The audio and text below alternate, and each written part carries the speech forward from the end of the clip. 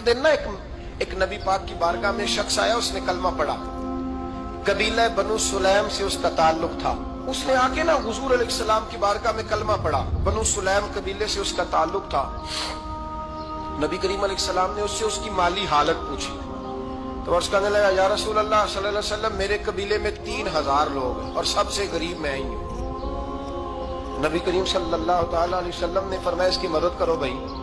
हजरत साद बिन उबादा उठे तो उन्होंने ना उसको कहा कि मेरी ऊँटनी बाहर खड़ी है, तो यहाँ से उठ के चल, मैं ऊँटनी तुझे देता हूँ। मौला अली शेर खुदा उसी वक्त उठे और आपने अपने सर से इमामा शरीफ उतारा। फरमाया, मैंने कल ही खरीदा है, ये मैं तुम्हें तोहफे में देता हूँ। हुजूर ने ना हजरत सलमान फारसी की ड्यूटी लगाई। फरमाया, इसे सवारी भी मिल गई, कपड़े भी मिल गए, इसके खाने का बंदोबस्त कर। पता कर किस घर में खाना है तो ला। हजरत सलमान फारसी कहते हैं, मैं गली में निकला तो पहली नजर मेरी सैयदा फातिमा के दरवाजे पे पड़ी। मैंने दस्तक दी। सैयदा फातिमा अंदर से बोली, कौन है? मैंने कहा, मैं गुलाम सलमान फारसी। जनाब फातिमा तज़हरा से मैंने अर्ज की, एक बंदा आया है, कलमा पढ़ा है और वो कहता है 3000 आदमी मेरे कबीले में है और सबसे गरीब मैं हूँ।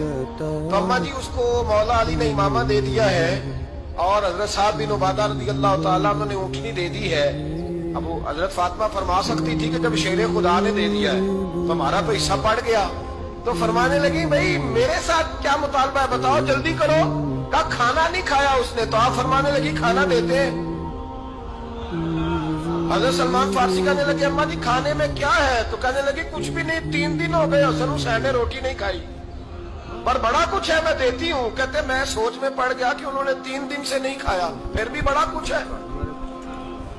कहा, बच्चों ने 3 दिन से रोटी नहीं खाई पर सलमान बड़ा दिया है मेरे अल्लाह ने, बड़ा कुछ है। कहा, अम्मा जी फिर करना क्या है? फरमाया, तो ठहर ना, मैं बताती हूँ। एक कंबल पड़ा था, बिस्तरा समझ लें, मोटा, ओढ़ने का, खद्दर का। हजरत फातिमा जल्दी से लाई। फरमाने लगे, ये पकड़ो और देर ना करना। ये हमारी गली के कोने पे ना 2-4 घर छोड़ के तो एक यहूदी है, उसका नाम शमऊन है।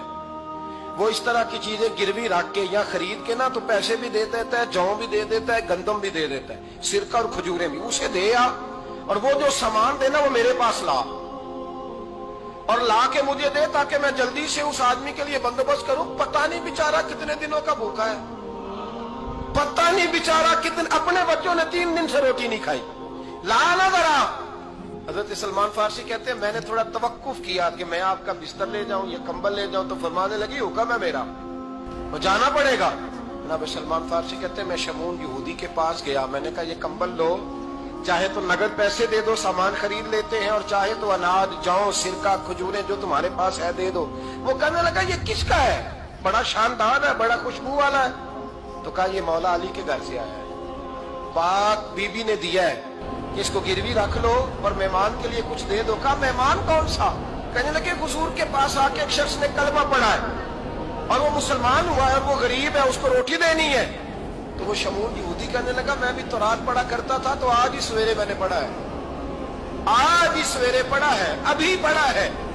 मैं बड़ी देर से हुजूर आए थे पर मेरी आंखों पे पर्दा ही रह गया।